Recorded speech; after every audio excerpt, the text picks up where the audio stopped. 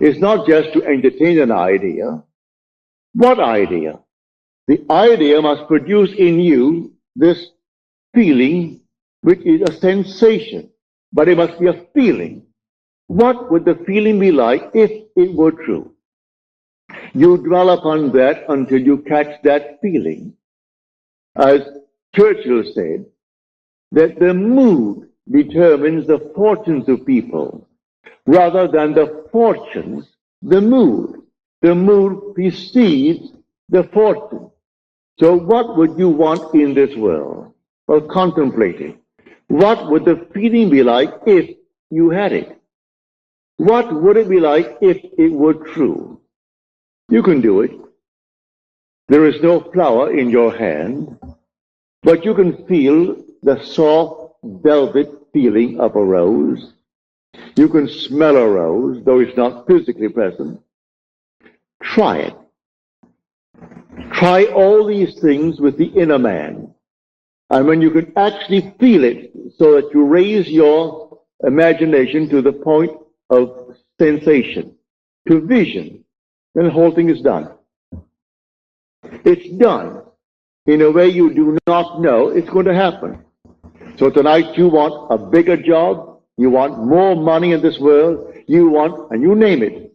Well, then it may be a thief who is going to aid you in the getting, without knowing he's doing it. Don't judge him, don't condemn him, just simply you go forward knowing that I have ways and means that the physical man knows not of. My ways, the inner man's ways, are past finding out. And you simply go forward in the assumption that you have already achieved what now is only a wish as far as the world is concerned. But you enter into the wish as though the wish is already fulfilled. So tonight is a practical night. Do you know this night what you want? Really what you want? Do what I did when I was locked out completely from marrying the girl I wanted to marry.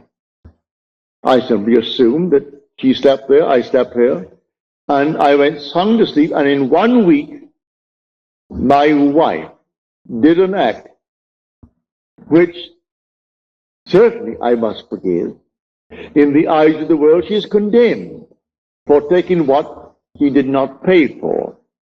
And yet, because of that act, I got my freedom. Then who is the culprit? Am I not? If there's any culprit, I am. If there is any culprit in this world, it is God.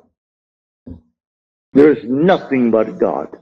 God is doing all in this world. He created everything in this world. And so if in me, he is the second man, and the second man is my imagination, and that is God.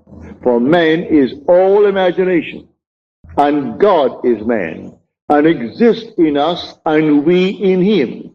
The eternal body of man is the imagination, and that is God himself.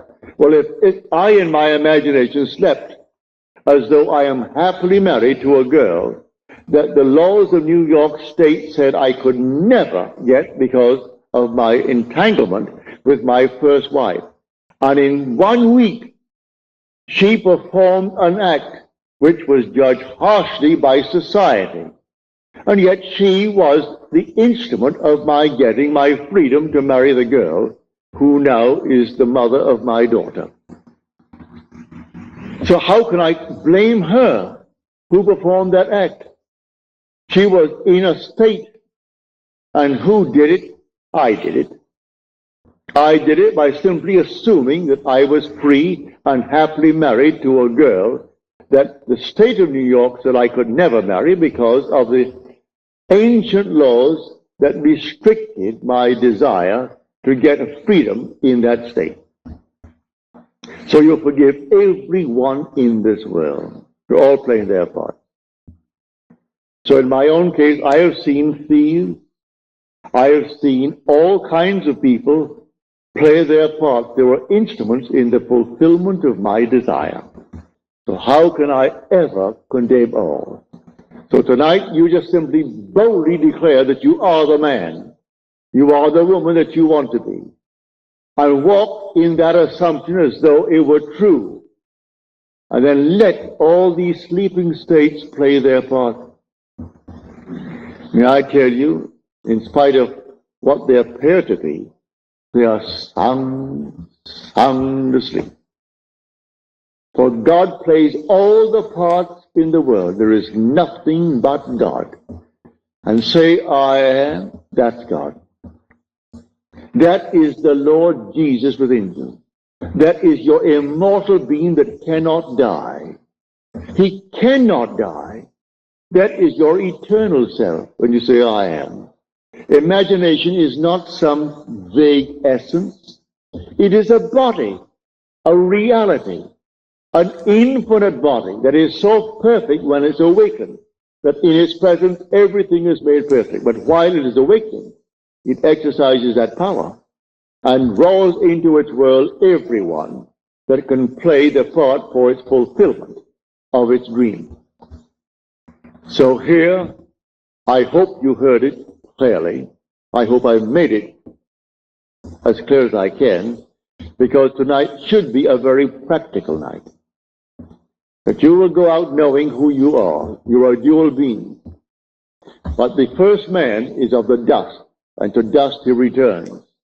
That is the man of earth. The second man is the Lord from heaven, and he cannot die. That's your own wonderful human imagination. It cannot die. But it sleeps. It sleeps embodied in this tomb. And one day it will awaken.